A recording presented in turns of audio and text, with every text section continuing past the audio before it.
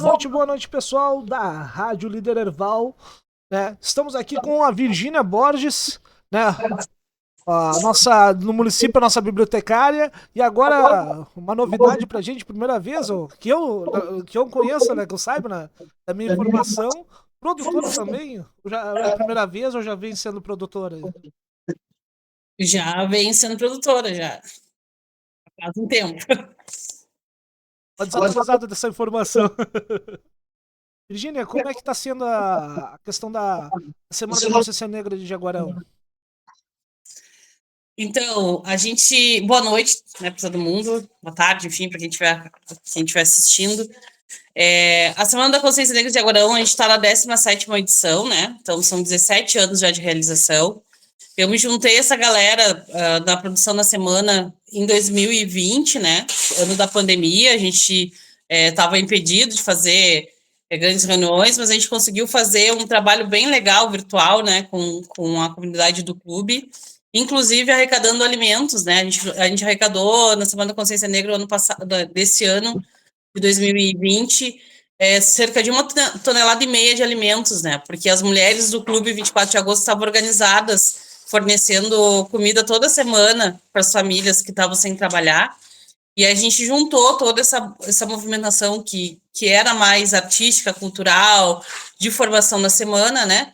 Respeitando os isolamentos, a gente se juntou e conseguiu fazer uma mobilização via rede, né? E juntamos 1,5 tonelada de alimentos. Então, foi a minha primeira participação na produção da semana. Eu já colaboro com o Clube 24 há bastante tempo, né? Eu sou jaguarense de nascimento.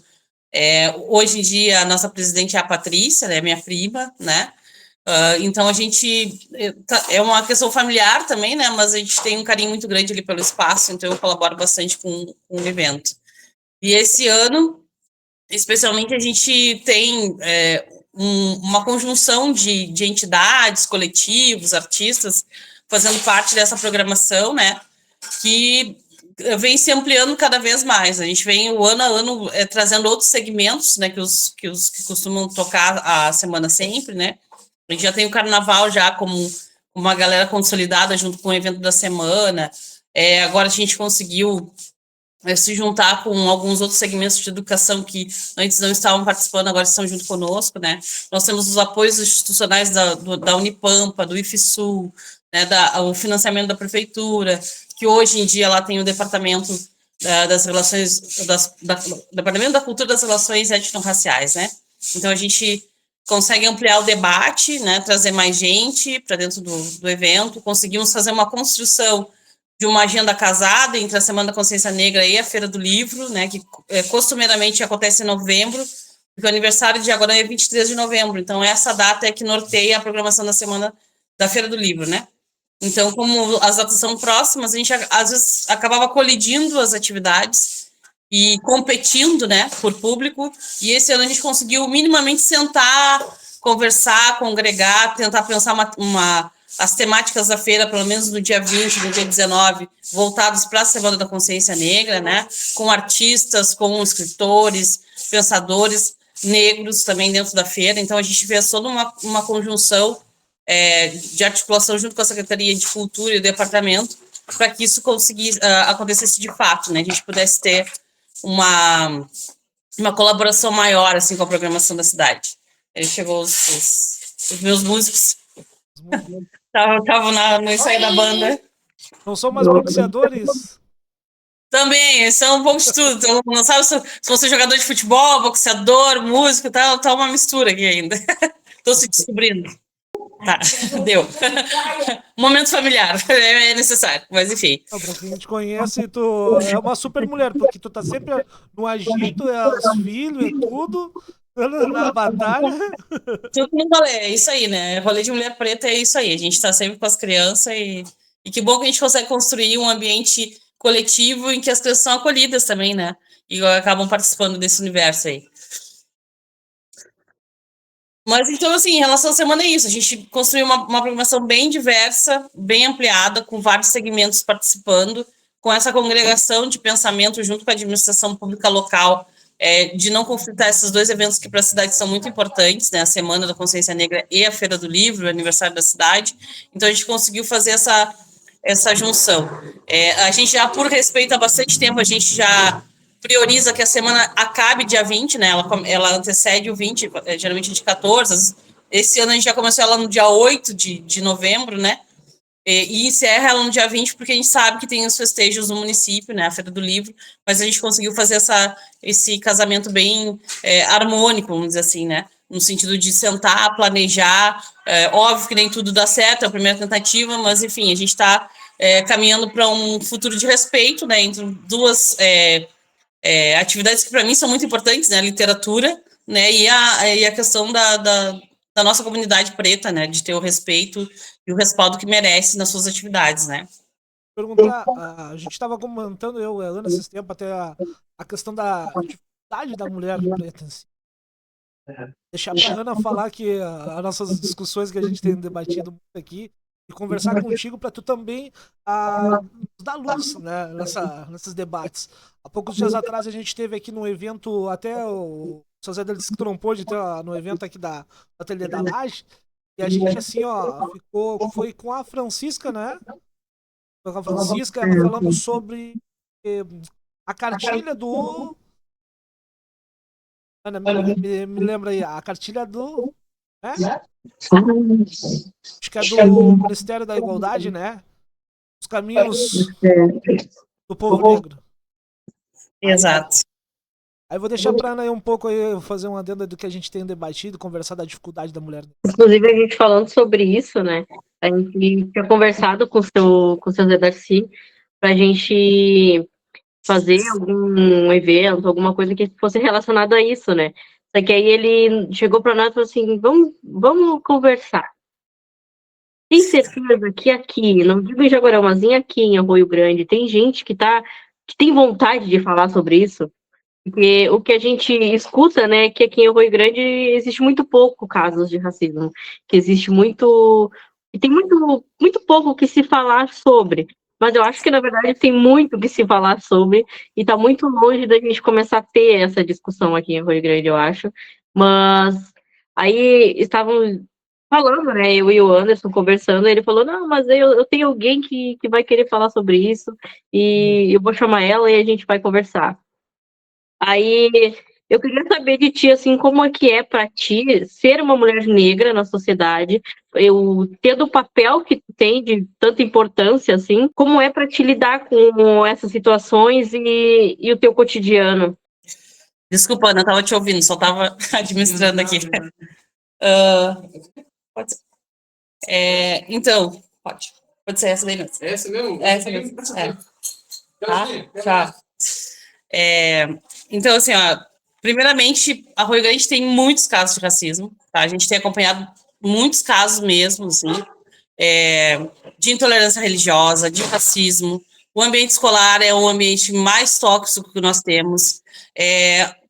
Efetivamente tem se feito muito pouco, né? Eu faço parte do Conselho Municipal de Promoção da Igualdade Racial, a gente tem discutido essa pauta desde a formação do Conselho em 2021, mas a gente não tem conseguido avançar, infelizmente, né? Óbvio que algumas medidas são tomadas, algumas... no âmbito escolar, por exemplo, as direções têm sido responsáveis em responder, né? Em dar resposta à comunidade escolar, a acolher, né? E tudo mais, só que a gente entende que precisam ter outras medidas, né? E com relação à participação das mulheres, nós também temos um outro problema muito grande aqui em Rio Grande, né? Que é a questão do machismo, né? E aí a gente pode falar isso de modo geral, né? Para as mulheres pretas e não pretas também, né? Mas obviamente que as mulheres pretas elas acabam sofrendo mais, porque a gente tá dentro de uma estrutura racista, né? Onde a gente é menos privilegiada e os nossos trabalhos são menosprezados em alguns momentos, né?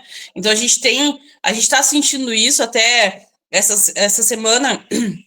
As últimas 2 semanas fui muito provocada nesse sentido, até conversando com outras mulheres, né? Daqui a gente precisa começar a se organizar enquanto mulheres pretas, né? Enquanto mulher preta, para ocupar os nossos espaços de direito, né? Porque às vezes a gente faz toda uma correria, faz toda uma concepção de um trabalho, e na hora de dizer, né, aqui está o trabalho que a fulana fez, a fulana não aparece, né? Eu até vou citar aqui que em 2021, 22, nós trouxemos a biblioteca, nós reinauguramos a biblioteca aqui no Centro de Cultura, né? Foi um trabalho pensado e gestado por mim, bibliotecária, pela secretária que estava, que é a Annelise, que também é da outra mulher, né? E nós fizemos a reinauguração do espaço com toda a pompa, né? Trazendo as autoridades locais, tudo mais. E quando foi para fazer a repercussão na mídia local sobre isso, não apareceu o nome das mulheres que primeiro tiveram coragem, porque a gente se olhou assim, tu tem certeza que tu vai fazer isso? Mexer com algo que está estabelecido há quase 50 anos no mesmo lugar, né? Então a gente ia mexer com o ambiente assim da cidade, né? Tirar a biblioteca num prédio onde ela foi formada, ou melhor, o prédio foi construído para abrigar a biblioteca, né, num primeiro momento, depois teve outros usos, né, enfim, é necessário, mas em primeiro momento aquele prédio onde está a Câmara, foi construído para a biblioteca, né, e nós chegamos com a proposta, se olhamos, não, temos que tirar ela daqui porque ela está no porão, né, e aí a gente se olhou, mas tu tem certeza que nós vamos comprar essa briga?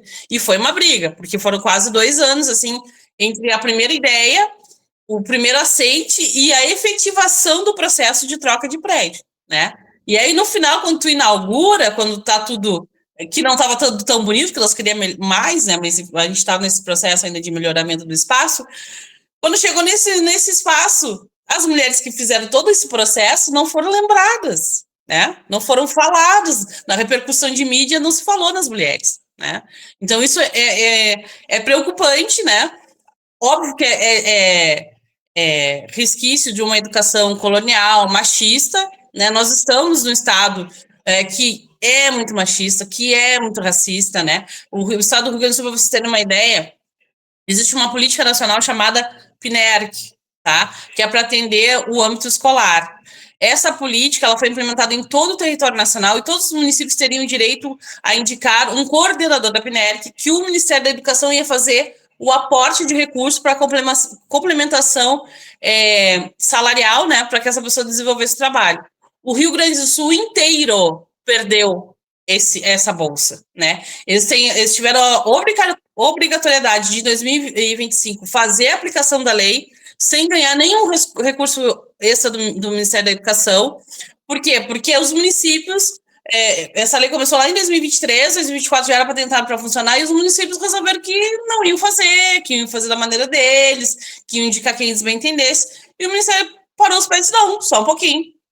Vocês querem receber o recurso? Então vocês trabalhem para isso, porque até agora vocês não apresentaram trabalho.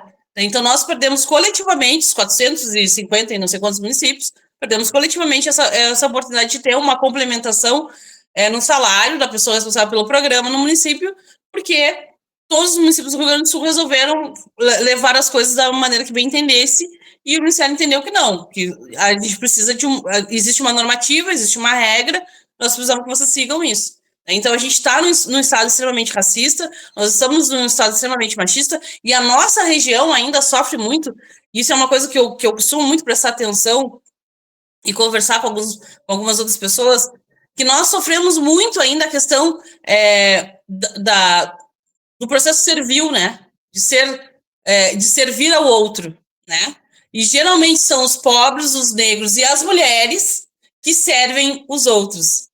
Enquanto nós estamos servindo os outros, nós somos bons, nós podemos estar nos espaços que nós estamos e podemos ocupar aquele espaço sem problema nenhum. A partir do momento que a gente não tiver mais serventia, nós somos tirados fora do processo e está tudo certo, né? Isso é naturalizado como se fosse algo que está posto e que não pode ser mudado, né? E é justamente o que nós discutimos na Semana da Consciência Negra, né? Quando a gente propõe a formação, a apresentação da nossa existência, né, através da cultura, da arte, a gente está justamente propondo uma mudança de perspectiva, né, de parar de ser o que serve, né, o que só está ali porque tem uma serventia, né, e poder ocupar o seu espaço enquanto sujeito de direito, né. Isso é uma coisa que a gente vem discutindo, que a gente discute dentro da Semana da Consciência Negra, né, e, obviamente, impulsionado pelas políticas que vem, principalmente nessa gestão agora do governo federal,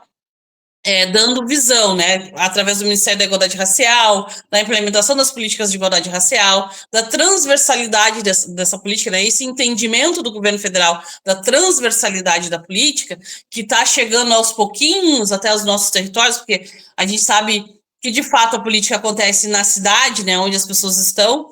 Então, isso é um processo muito lento, né, até porque a gente precisa lidar com todas essas outras coisas que eu já falei, né, o machismo, o racismo e esse processo servil que a gente ainda tem aqui muito arraigado, né? Então, mas aos poucos a gente vai tentando remoldar as nossas relações sociais, né? O que é um processo lento e muito dificultoso, principalmente porque a gente vive o que o Gilberto Freire escreveu, né? A cordialidade.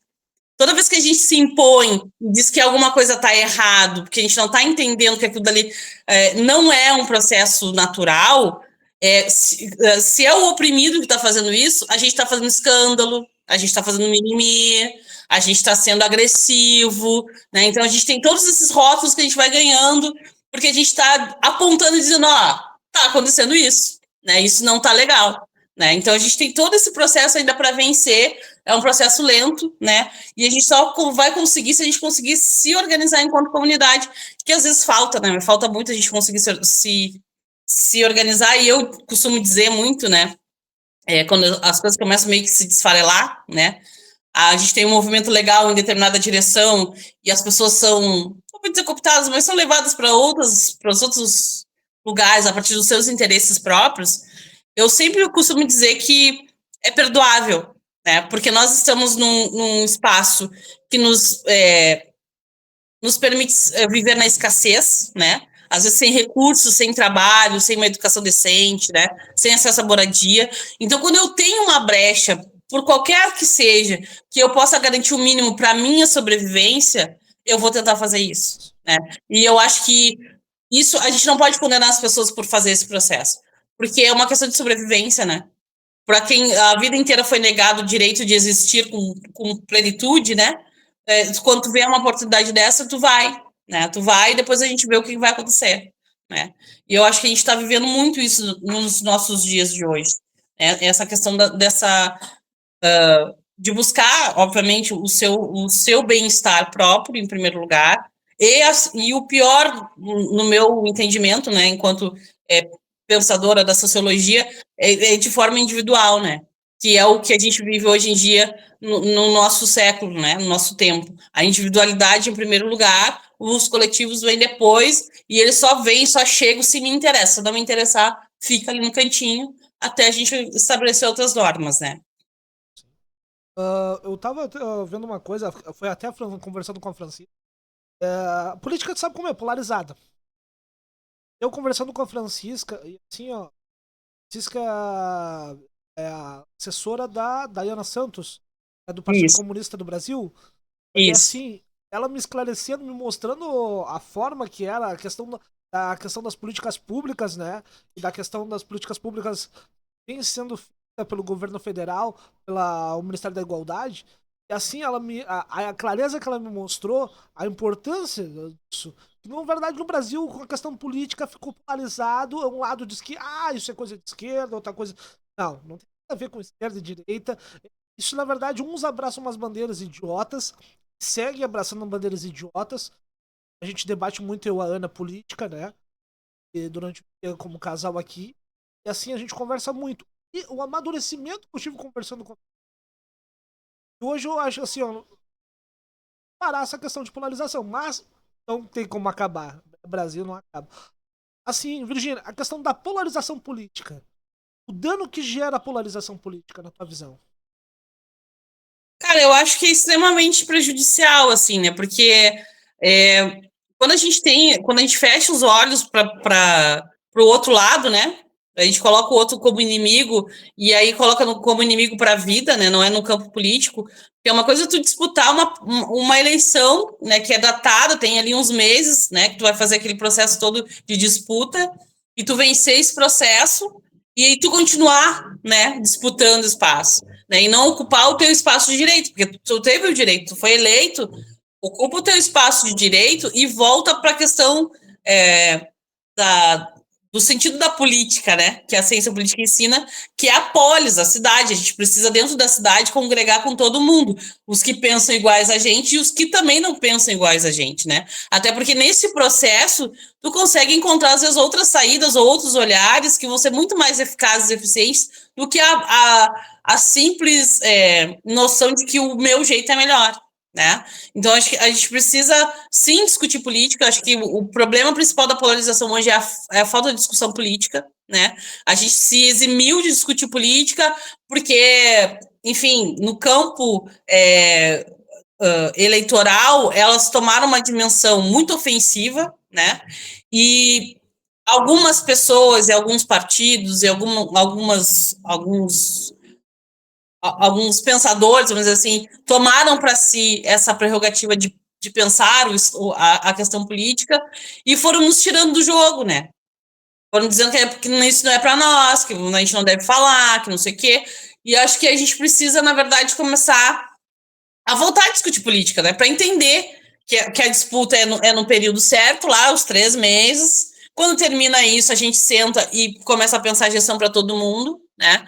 Porque embora eu seja eleito por 60%, 40%, 50% mais um, né? Da preferência do eleitorado, a minha gestão tem que ser por 100% de todo mundo que está naquele território, né? E aí, nesses 100%, vai ter quem está agarrado comigo, vai concordar com tudo que eu faço, e vai ter aqueles que vai dizer para mim que não estou concordando, acho que a gente precisa pensar melhor, acho que a gente precisa olhar para o outro lado, né? Acho que quem sabe a gente faz diferente. E outra coisa, né? Nesse processo de polarização, a gente acaba perdendo processos muito importantes, tá? E falando especificamente, assim, não só de Arroio Grande, mas de alguns outros municípios como Pelotas, né? Eu vi a minha vida inteira em Pelotas. Pelotas passou por um período de 16 anos de PSDB, né? Arroio Grande, 12 anos de PP. Jaguarão agora está indo para mais um mandato, vai ser 12 anos, vai fechar 12 anos de MDB. Todos esses partidos longe, de um período muito grande no governo, né? Quem vem e substitui, a gente já pensa que realmente passaram 12 anos, 16 anos fora daquele âmbito, né? E nesses 12 anos, 16 anos, muita coisa se altera, né? No ponto de vista da gestão. E muita coisa se ganha também, né? Se ganha no sentido de existem construções políticas que vêm, às vezes, que não são locais, né? Que são políticas nacionais, estaduais, que refletem no território. E aí tem governos que vão pegar essa política e vão se apropriar dela e vão fazer ela andar muito, assim, vão fazer ela, tipo, voar, né? E aí se vem o outro dizendo que o que estava não serve, eu abandono tudo e começo do zero. E aí se eu começo do zero, eu perco muita coisa, né? E aí eu posso falar enquanto conselheira do Conselho de Cultura, que eu também sou, que nós tivemos aí um avanço nas políticas públicas culturais no Brasil nos últimos 12 anos, muito significantes, né? Com uma parada brusca no governo do Bolsonaro, mas com uma militância muito forte do campo cultural para que as coisas andassem, né? Então agora a gente tem uma série de atividades que estão andando, que estão voando, e que nós temos um monte de governo novo entrando que está recém aprendendo como é que a coisa está andando, né? E aí com esse discurso, né, de ou é ele ou é eu, né, o que estava antes não serve, eu atiro fora a água do banho com a criança, né, e não respeito o processo construído que não foi do governo que estava, né, do partido que estava, mas da comunidade cultural inteira, né.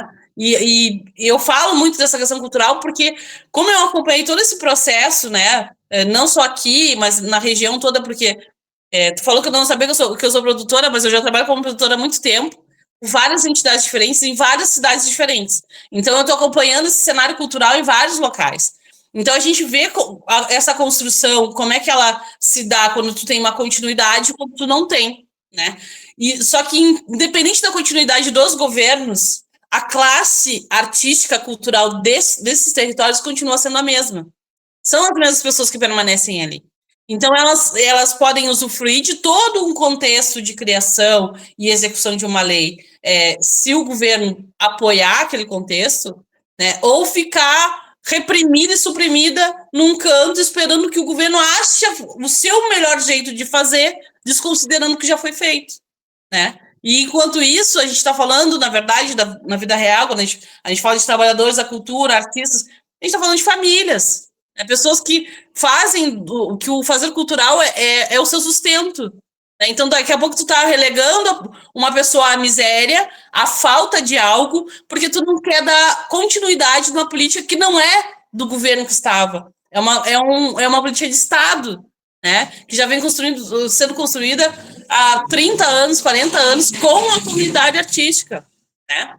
E aqui em Rio Grande não foi diferente, a comunidade artística também participou. Toda a comunidade artística, não, parte dela, porque alguns se exime do processo, mas foi um processo amplamente debatido e construído. Né? Então a gente as pessoas acabam sofrendo com isso, né? Com essa paralisia. Porque qualquer processo que tu paralisa durante um período, porque tu vai ter que entender como é que funciona, para depois botar ela para andar. Aí nesse processo que tu parou tudo, porque tu tirou todo mundo que tava, ninguém serve, o que tava lá não te contempla, as pessoas ficam perdidas. Para que lado eu vou? Né? Como é que eu vou conseguir trabalhar? Eu preciso do subsídio, né? A gente tem a Política Nacional de Blanc, que, por exemplo, o governo federal liberou os recursos em outubro e novembro. O governo do estado lançou os editais uma semana antes de receber os recursos. Por quê? Porque a política está dada, todo mundo já conhece, é o segundo ano, todo mundo já sabe como é que é. Eu sei que eu tenho que fazer o edital para poder repassar para a comunidade, é assim, assim, assim. Eles já se prepararam. Agora, os municípios, a maioria não conseguiu dar essa continuidade. Por quê? Porque trocou o governo. Aí o governo que entrou tem que catar as pedrinhas, não quer usar nada do que tinha. E aí a gente fica esperando que os caras consigam achar a marcha certa para a coisa deslanchar, entendeu?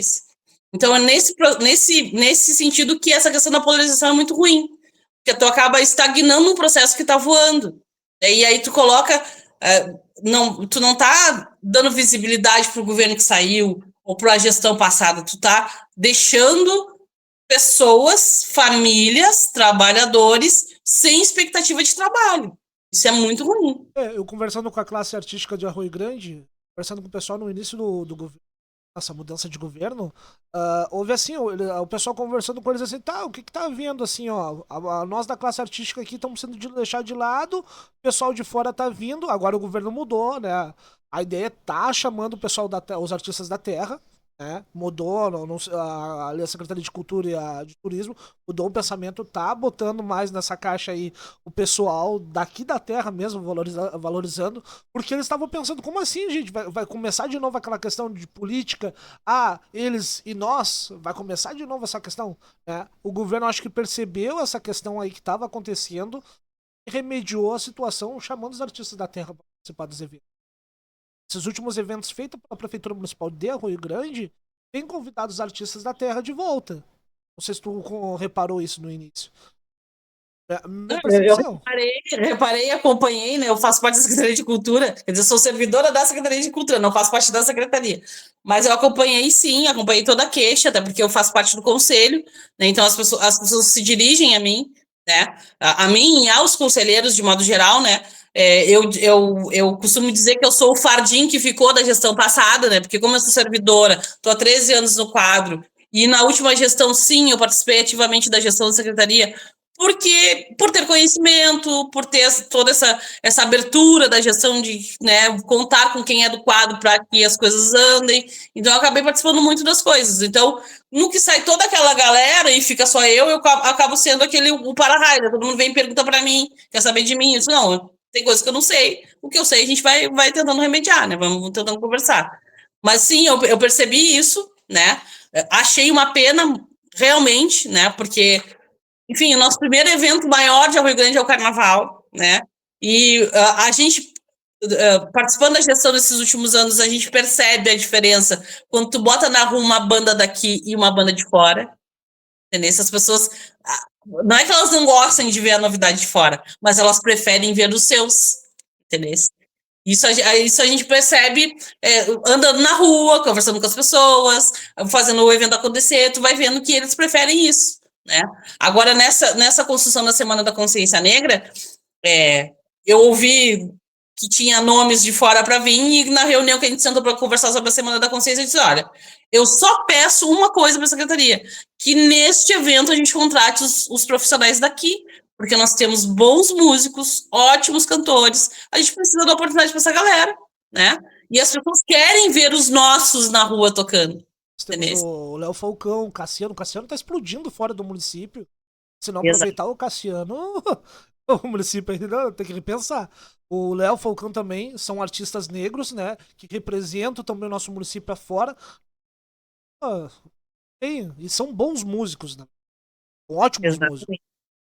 E assim como os músicos, nós temos a galera da dança. A Rio Grande é um universo que a gente às vezes não congrega muito, mas a Rio Grande é referência em muitos aspectos dessa questão da dança, né? Nós temos 2 academias grandes, fora os inúmeros bailarinos que nós temos que não estão conveniados a nenhuma academia, e que estão em todos os festivais regionais, locais, internacionais aqui da região, né, levando o nome de Arroio Grande e se tornando referência, né?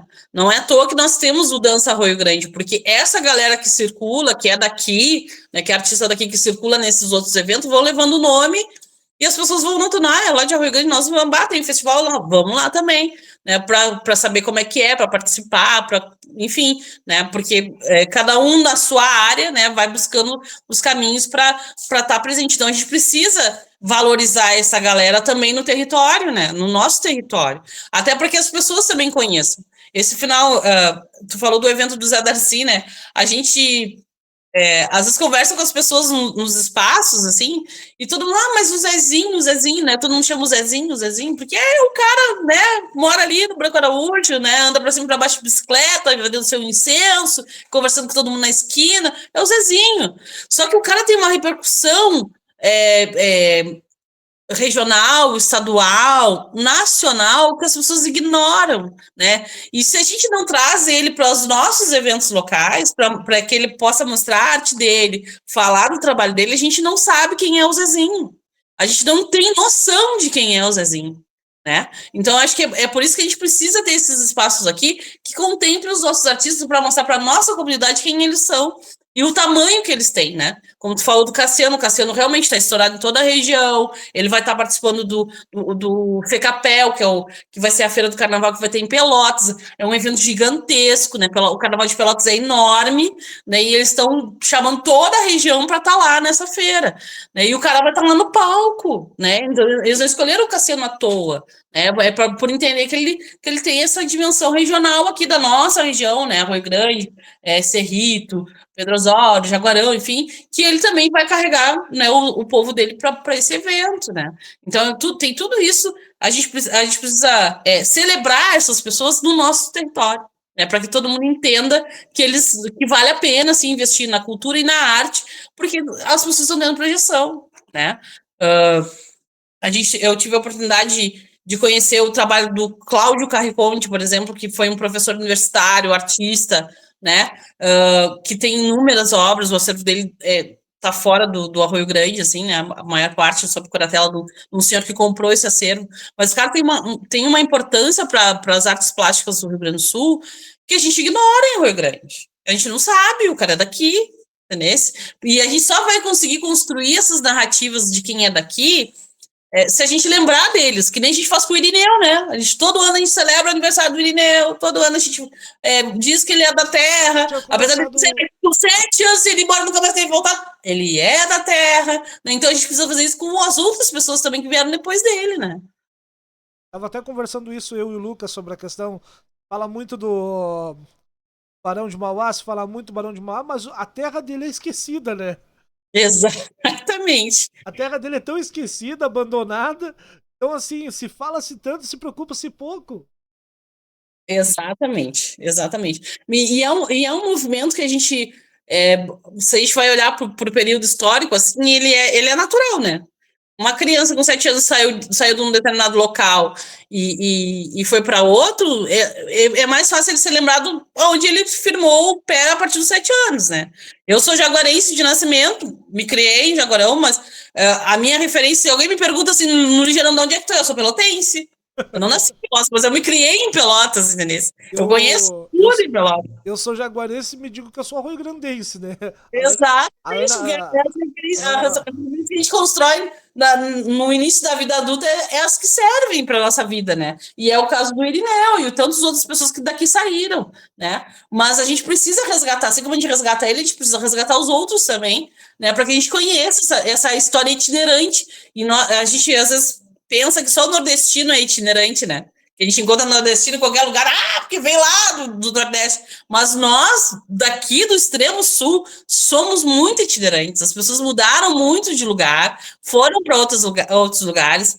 A minha escola de samba do coração é a Estrela d'Alva em Jaguarão. E esse ano, no próximo carnaval, nós vamos homenagear o Pompílio. O Pompílio é jaguarense, mas se tu pegar qualquer entrevista dele, ele dizia que ele era pelotense. Porque ele se descobriu enquanto artista, ele conseguiu consolidar sua arte enquanto estilista em Pelotas. Né? Não que a cidade dele não valorizasse, ele não entendesse quem era a figura dele, mas ele conseguiu se consolidar em Pelotas, né? Ele saía dizendo para todo mundo que era de Pelotas, até porque Pelotas no mapa era mais fácil as pessoas se localizar do que Jaguarão, né? Então ele dizia que era de lá, né? Então, e é isso, só que a gente precisa resgatar essa memória, né? Até para honrar ele também, né? Olha, ele saiu lá de Jaguarão, né? Tem toda uma construção lá, seguiu viagem, seguiu andando e tal, mas ele é da terra, e é isso que a gente precisa também, com os que já se foram e com os que estão aqui agora, né? Fazendo contemporaneamente a sua luta, né? A gente precisa dar espaço para que essas pessoas sejam vistas também no nosso território, né? me diz uma coisa, a questão do evento, o que vai ser? Espera do evento lá em Jaguarão, como é que vai ser? Como é que tá sendo a organização? Cara, assim, esse ano, o ano passado a gente não teve financiamento, então nossos eventos foram, tipo, obviamente a gente tem uma interlocução muito boa com os espaços, professores, escolas, enfim, a gente teve uma efervescência bem legal. Geralmente, nas Semanas da Consciência Negra lá, a gente tem um público por atividade em torno de 60, 70 pessoas. Como a gente tem mais de 30 atividades, isso dá quase 1.000 pessoas, né?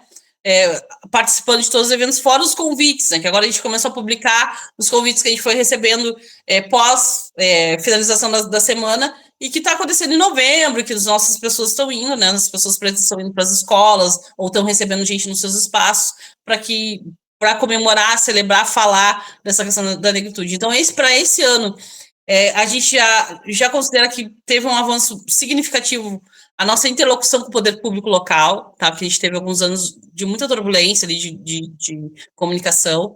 Então, a gente estabeleceu uma relação reta, direta, para que a gente pudesse construir essa semana. Então, a gente tem o apoio, por exemplo, da Secretaria de Educação, né, que vai estar liberando os professores para as atividades formativas de professores, vai estar recebendo as atividades voltadas para as escolas, né, que algumas são nos territórios da escola, outras são nos nossos territórios, né, no Clube 24 de Agosto, no ILE, lá no Coletivo Rosas Negras, na Confraria, né, na Associação da Vencato. Então, a gente está recebendo essa galera toda.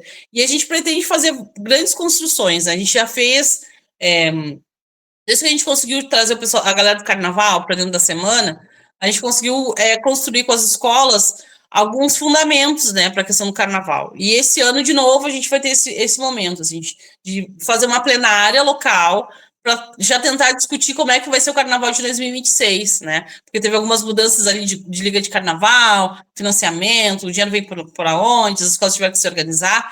Então, a gente vai tentar dar esse suporte, levando gente para conversar sobre o carnaval, falar como é que a gente pode profissionalizar, porque todas as tentativas, como a FECAPEL em Pelotas, a gente fez uma imersão no carnaval aqui em Arroio Grande. A nossa ideia é profissionalizar esse evento que, para nós, aqui do Extrema Sul, é extremamente importante, né? E que leva muito dinheiro, porque é uma estrutura grande, são 4 dias sempre de festa, né? Então, a gente precisa que as nossas comunidades, as nossas entidades carnavalescas também se profissionalizem, para que a vida delas tenham mais anos duráveis, assim, né? Mais à frente desses processos do carnaval. Então, nós vamos fazer isso. Nós temos a marcha, de todos os eventos que a gente faz, assim, o nosso principal é a marcha no dia 20, né? Porque o dia 20 virou feriado, ok, mas para a grande maioria da população é só mais um dia, é só mais um feriado, né?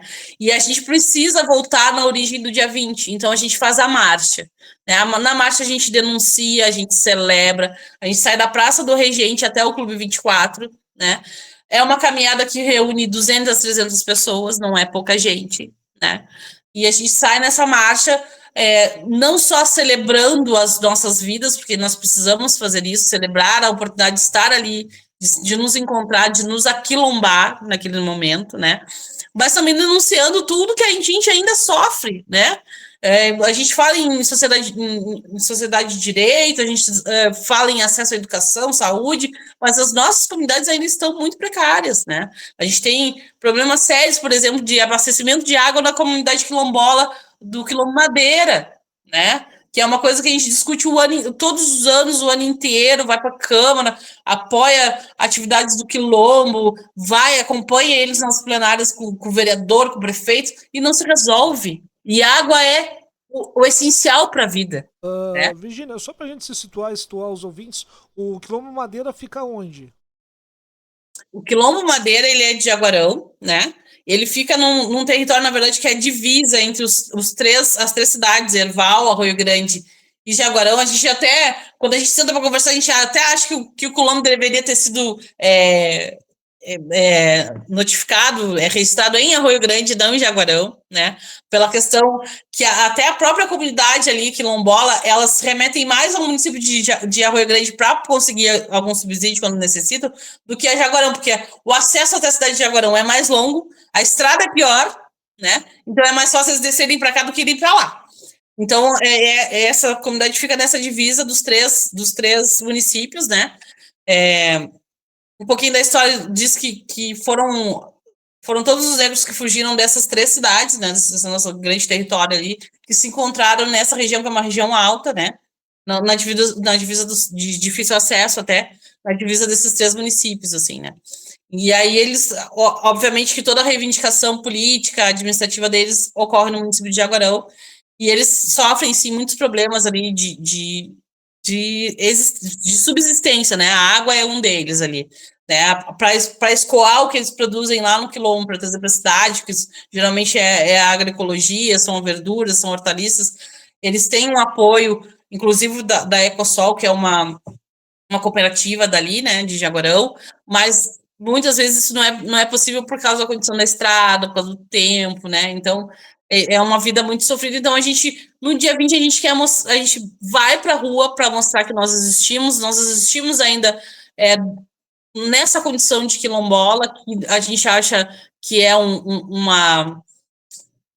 é necessário, né? Ainda mais num mundo onde a gente vive e discute muito a questão climática, a gente repensar como a gente produz, como a gente consome. Então, as comunidades tradicionais, principalmente as quilombolas, são referências, então a gente vai no dia 20 para falar disso, vai para falar de acesso à educação, acesso ao serviço público, de todas as formas, né, desde da porta do serviço até o acesso enquanto servidor dentro do serviço público.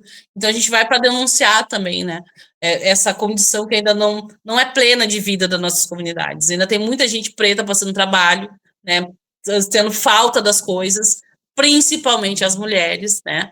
E aí, então, a gente precisa ir para a rua e falar sobre isso, né? Então, o 20, para nós, em Jaguarão, é um momento de reflexão, de luta, de partilha na rua, né? Na rua onde todo mundo consegue nos ver, na rua onde todo mundo pode nos ouvir, né?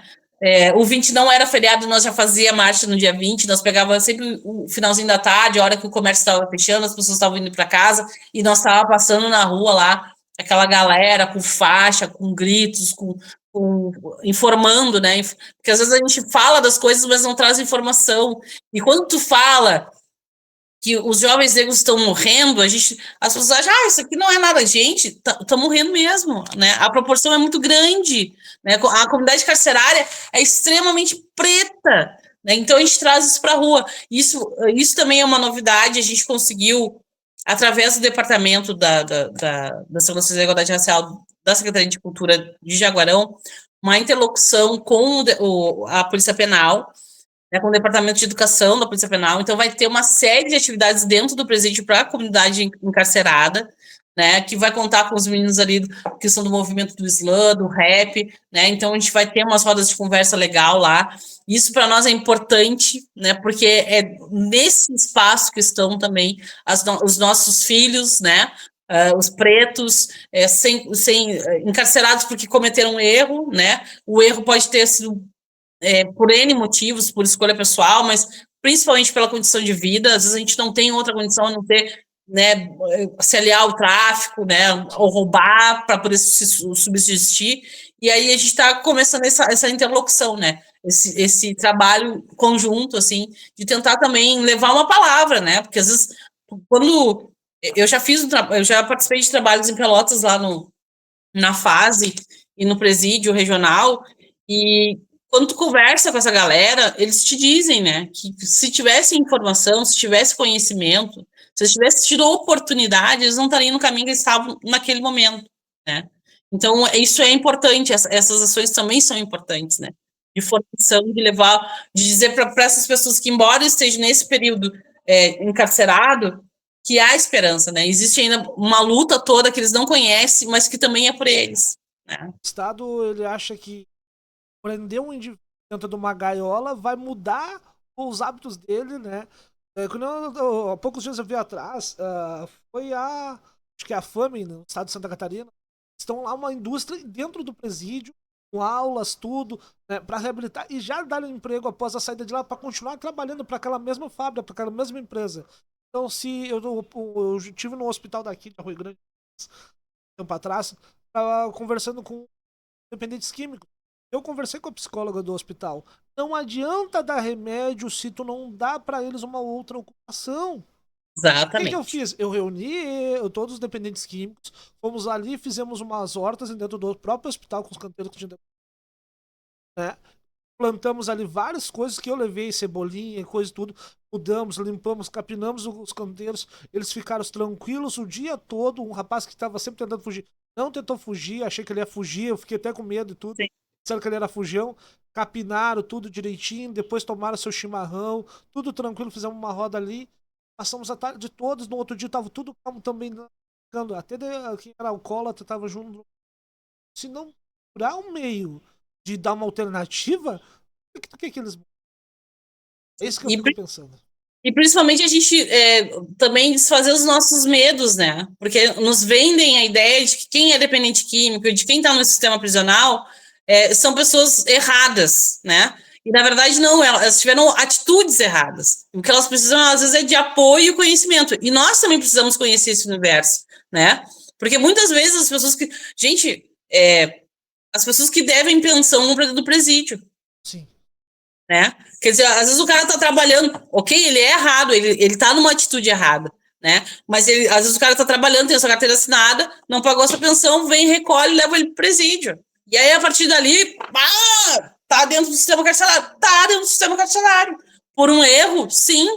Se tu não for lá e conversar com esse cara e dar informação para ele, dizer o quanto é importante, porque às vezes a gente não discute o papel do homem enquanto pai, né? O quanto é importante ele dar aquele subsídio para aquela criança, ele se fazer presente na vida daquela criança, às vezes é uma questão de conversa, gente, né? E aí, quando o cara tá parado, porque ele vai estar parado obrigatoriamente dentro do presídio, então tu vai lá conversar com ele, levar informação, dizer para ele que ele pode fazer diferente, né? As saídas para ele poder pagar a pensão, não só manter ele ali preso que nem um passarinho. Exatamente, né? Virgínia, o tempo se passou aqui e tudo. Eu deixo aberto para ti aí mandar um abraço, tuas considerações, o que tu quer deixar de considerações finais, quer agradecer e tudo. Eu te deixo esse momento aberto agora para ti aí. Tá chegando ao fim. Primeiramente, agradecer vocês pelo convite, assim, por essa conversa, foi uma conversa bem legal. O que eu queria dizer é o que eu digo para todo mundo, as pessoas acham, às vezes dão risada na minha cara, né?